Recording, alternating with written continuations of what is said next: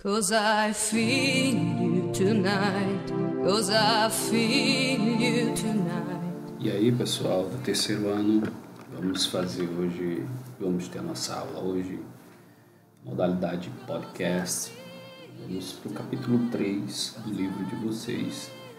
Nós faremos uma abordagem sobre os Estados Unidos, a hiperpotência. Essa é a forma que o autor do livro considera, os Estados Unidos como uma hiperpotência.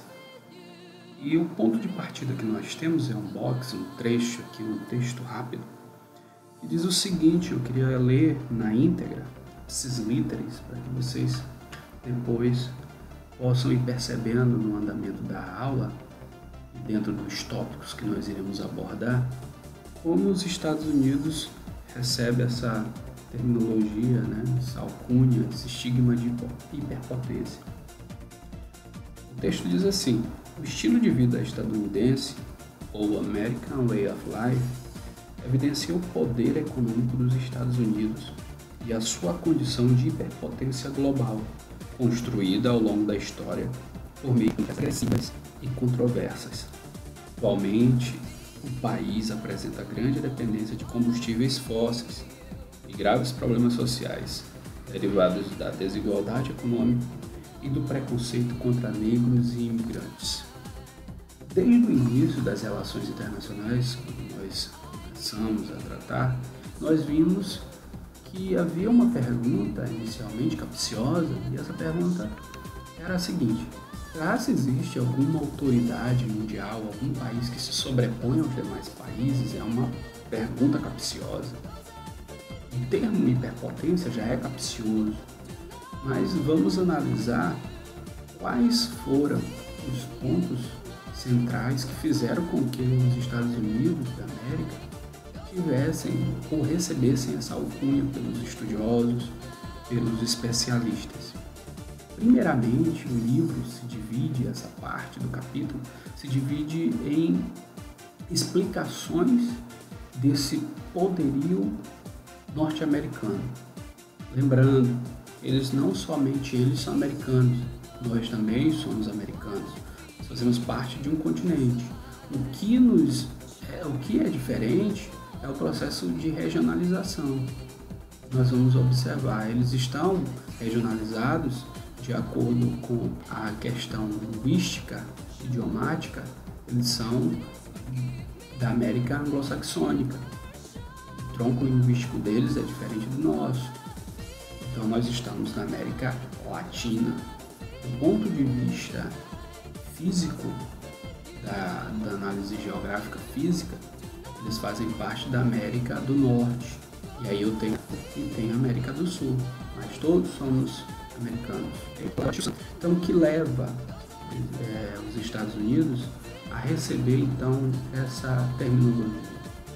Nós vamos, então, analisar os pontos que foram fundamentais, que foi a doutrina Monroe, o Destino Manifesto, como resposta a isso, além da política engajada deles forte, o chamado Corollary Roosevelt, e a política do Big Stick, e também a doutrina Truman na Guerra Fria. Então vamos iniciar falando aqui sobre esse desenvolvimento como potência econômica mundial, anunciada há muito tempo. Os Estados Unidos é um país que não estava na vanguarda de colonização, foi um país colonizado pelos ingleses.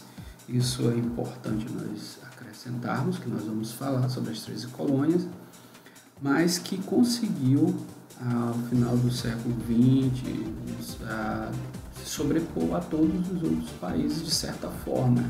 E a sobreposição dos Estados Unidos se dá a partir de alguns pontos que eles conseguiram construir historicamente, essa posição de potência.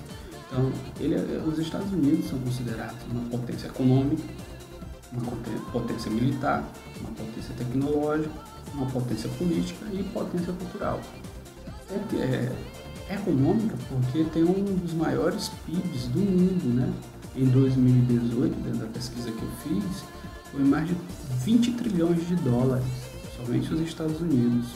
E isso vai dinamizar a política econômica norte-americana. E isso faz com que seja um país hegemônico nesse quesito.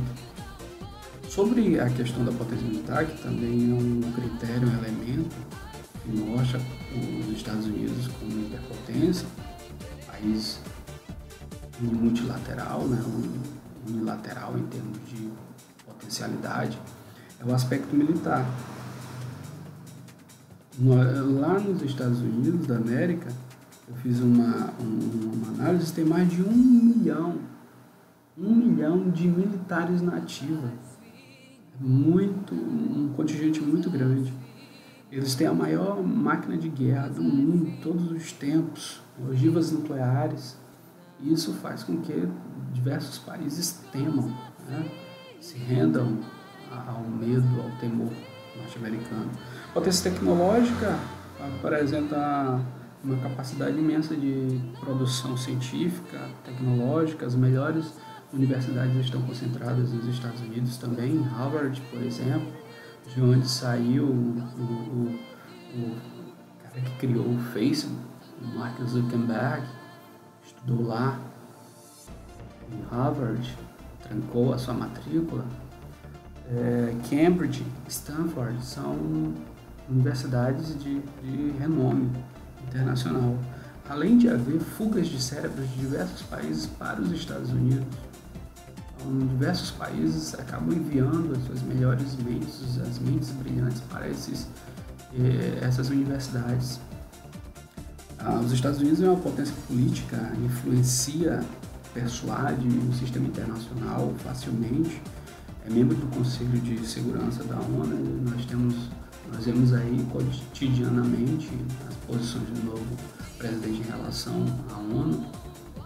E é uma potência cultural porque ela consegue difundir no mundo os seus costumes e produtos culturais. É o American Way of Life, é o modo de vida americano que já se dissipou no mundo todo. Nas áreas de cinema, música, culinária, outros elementos artísticos e literários.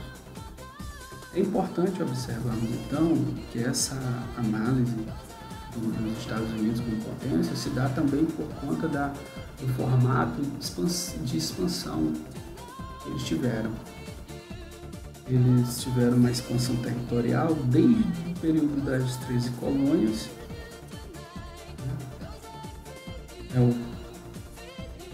até os dias atuais. Sempre mantiveram uma política expansionista considerada por eles, dentro da geopolítica interna e externa, como isolacionista e intervencionista. Observem isso, isolacionista e intervencionista.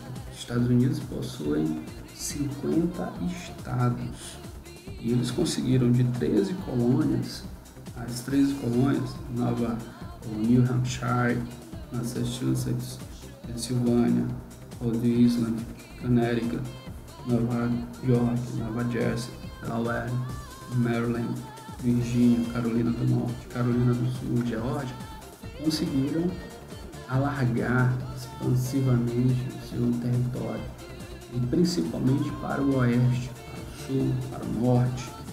Saíram do nordeste, na região mais a nordeste dos Estados Unidos, e conseguiram aumentar o seu espaço. Então, dentro do conjunto de isolamento, isolacionista, de se permitir desenvolver essa política de crescimento, nós temos a doutrina Monroe, que foi estabelecida em 1823 pelo então presidente James Monroe. Foi considerado a política mais clara no intuito de afastar qualquer cogitação de colonização ou recolonização europeia. Qualquer, dentro dos próprios Estados Unidos, quanto na América. Então, é considerado, dentro dessa política, isolacionista, de isolar do resto do mundo nesse quesito de ocupação por outras nações, a América para os americanos. O lema, né, da doutrina Monroe, uma mensagem de qualquer forma que todos deveriam respeitar a autonomia norte-americana e dos outros países recém-independentes, aqueles que foram independentes de, nós sabemos, né, Espanha, Portugal e etc. Há na construção do texto do autor, na página 49, um misto de duas intenções, que a história acaba mostrando e explica melhor essa principal cartilha geopolítica do país, a doutrina Monroe. Os estudiosos conseguem compreender e informar que a doutrina Monroe ela é um marco da construção do poderio americano, estadunidense. Outros vão remeter que o processo de colonização se deu diferenciado no país e ao isolacionismo que caracterizou-se a sua primeira história até a Primeira Guerra Mundial. Ou seja, vamos tentar analisar isso melhor. A construção do poderio de dessa performance americana, muito embora os seus limites históricos rígidos sejam sempre passíveis de questionamento, porque anexaram áreas à força, com embates sérios, outros vão remeter ao próprio processo de colonização. Como se deu o processo de colonização norte-americana? O processo de colonização foi uma colonização de e para povoamento, não uma colonização exploratória como acontece no resto da América. O que também dentro dessa cartilha geopolítica da doutrina Monroe está muito próximo é o que eles acreditam como destino manifesto. O destino manifesto é uma expressão de uma teoria estadunidense que vai advogar a supremacia do povo americano anglo-saxão sobre todos os outros. Então existe, inclusive na página 50, uma imagem da alegoria sobre o destino manifesto, onde nós temos uma imagem de um anjo carregando um livro, né, guiado pela aura angelical da fé cristã, e os colonos ocupando áreas indígenas, áreas dos mexicanos que acreditavam ser atrasados. A doutrina Monroe foi, por todo o século XIX, parte do século XX, a pedra principal angular da política externa no país. O destino manifesto, conjugado à doutrina Monroe, se fundiram durante muitas vezes com o propósito de assegurar a essa aptidão expansionista norte-americana. Então nós podemos observar, por exemplo, que por conta desses dois modelos, da cartilha e da teoria, do destino manifesto, nós temos então algumas aquisições. O Texas foi adquirido em 1845, Oregon em 1846, Novo México, Arizona, Califórnia, que foram tomadas do México em 1848, Alasca, que foi comprado do Império Russo em 1867, Louisiana, que foi adquirido da França, antes da doutrina, em 1803. Então, a doutrina acaba mostrando uma posição de defender a América, no caso, os norte-americanos, né, principalmente. Invocam o direito de independência das nações latino-americanas também, em relação às coroas hispânica e portuguesa. Essa é a primeira parte que nós devemos entender. Como consubstanciação, como elemento agregador da doutrina Monroe e do Destino Manifesto, nós temos o chamado Corolário Roosevelt, que é uma continuidade, um prosseguimento. O Corolário Roosevelt é a continuidade da doutrina Monroe, que foi definida pelo presidente Theodore Roosevelt, o Ted Roosevelt, que anunciou em 1904, já no século XX, que a sua política externa seria chamada de corolário à doutrina Monroe, aos moldes da doutrina Monroe. A doutrina Monroe, então, pregava o quê? O isolamento de certa forma para que não houvesse a tomada, a recolonização das potências hispânicas e portuguesas, no caso a Europa, da América. E o Ted Roosevelt assume esse mesmo formato. Ele impõe então uma política agressiva de expansão, uma política externa agressiva. Ele tinha uma frase importante, por isso que esse capítulo vai falar de Corolário Roosevelt, prosseguimento, vai falar do Big Stick, o grande porrete. Então, era importante para o Ted Roosevelt, a frase célebre dele era: fale suave, mas carregue um grande porrete. Então, essa era a intenção de assumir a posição de combate à delinquência de alguns estados americanos e a necessidade de intervenção. Então, essa perspectiva de intervenção armada foi constante durante os governos de Ted Roosevelt e do seu sucessor chamado Woodrow Wilson. A partir daí nós temos as diversas intervenções norte-americanas na própria América.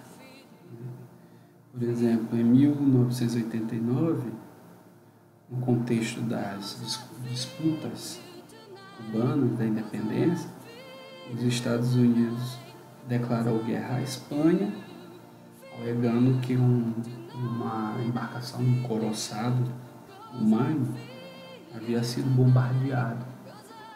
E, na realidade, isso foi forjado para que eles pudessem entrar na guerra, fazer com que os espanhóis deixassem Cuba. Então, a partir daí, os Estados Unidos ocupam militarmente Cuba, em 1901, e aprovam uma emenda chamada a Emenda Platt, que seria as ingerências militares e econômicas dos Estados Unidos, onde Cuba teria que permitir, conceder um espaço para os norte-americanos para instalarem bases militares. E a região de Guantánamo ficou até 1999. Guantánamo era a base que dava continuidade à política de intervenção externa norte-americana. Ela somente teve fim em 2015. Diversas outras situações por conta dessa doutrina do Corolário Roosevelt ocorreram ao longo do continente americano. Isso por conta dos Estados Unidos.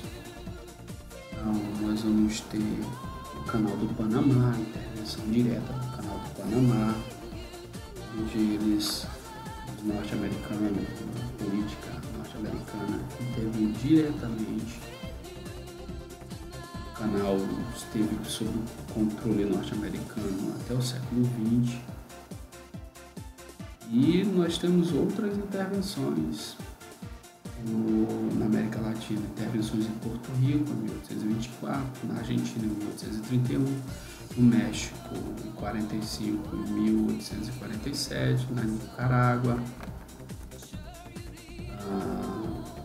em Honduras, no Haiti, República Dominicana. Inclusive, os Estados Unidos tentaram intervir no Japão, na China, nas Filipinas. E o corolário Roosevelt vigorou até 1930. Importante colocar. Para finalizarmos, nós temos a doutrina mais recente, que é a doutrina Truman. E também, de certa forma, ao mesmo tempo que era isolacionista, de certa forma, dá também intervencionista, intervindo na política externa. Por exemplo, Grécia e Turquia, que tinham um período pós-Segunda Guerra Mundial, as suas economias abaladas, acabaram cedendo para os créditos norte-americanos. Mas qual a intenção, na realidade, da doutrina Truman, como nós vimos na aula anterior? A doutrina Truman era uma forma de conter a expansão do socialismo. Então, Harry Truman cria essa doutrina no período do pós-guerra, né, do pós-Segunda Guerra, e coloca os Estados Unidos como uma posição de vanguarda.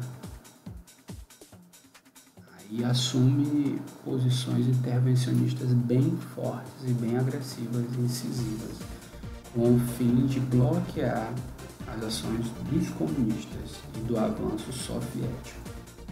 Esse era o elemento principal da doutrina. A doutrina Truman deixava bem claro, muito claro, que o mundo estava dividido em dois sistemas: o sistema capitalista, livre e democrático, e o sistema socialista totalitário, colocado pelo autor do livro. Nesse período, juntamente com a doutrina Truman, nós vimos lá outras políticas, como o próprio plano Marshall, de melhorar, de reaquecer a economia europeia. Então, as intervenções militares dos Estados Unidos nesse período, da doutrina Truman, eles vão se envolver na Guerra da Coreia, em 1950, vão derrubar um regime democraticamente eleito no Irã, em 1953, vão para a Guatemala, em 1954, invadem Cuba, tentando matar Fidel Castro, em 1962, e são muitos os casos da política de Harry Truman. Em 1961, para nós finalizarmos, eles criam a Escola das Américas, no protetorado, que é dos Estados Unidos, no Panamá, para formar militares para combater socialistas que tentassem tomar o poder dos seus respectivos países. Então, para finalizarmos, nós vamos fazer um resgate rápido aqui, sintético de segundos. Nós vimos que para ser considerado hiperpotência, nós vamos ter que buscar e beber das fontes geohistóricas, analisando as datas, analisando também alguns elementos importantes que evidenciam, de certa forma, o porquê dessa alcunha, desse estigma, como a doutrina Monroe, o corolário Roosevelt, a política do Big Stick, a doutrina Truman.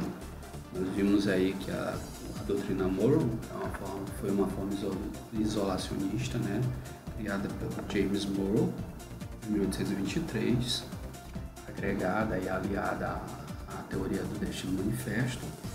E também nós fomos vendo que o corolário Roosevelt foi uma continuidade da doutrina Monroe, onde foi criada por Teddy Roosevelt, Theodore Roosevelt, que tem como expressão maior, fala suave, mas carrega um porrete, que é a política do Big Stick, para as intervenções externas, e dando continuidade às intervenções externas norte-americanas, a doutrina Truman no período da pós-Segunda Guerra Mundial, onde eles conseguiram interferir em diversos outros países com o capitalismo, e numa tentativa direta de reduzir a expansão comunista. Ficamos por aqui, não terá atividade desta vez. A atividade será na próxima semana, eu irei enviar com a nova aula também, ok? Ou apenas atividade. Fiquem bem, é isso, até mais.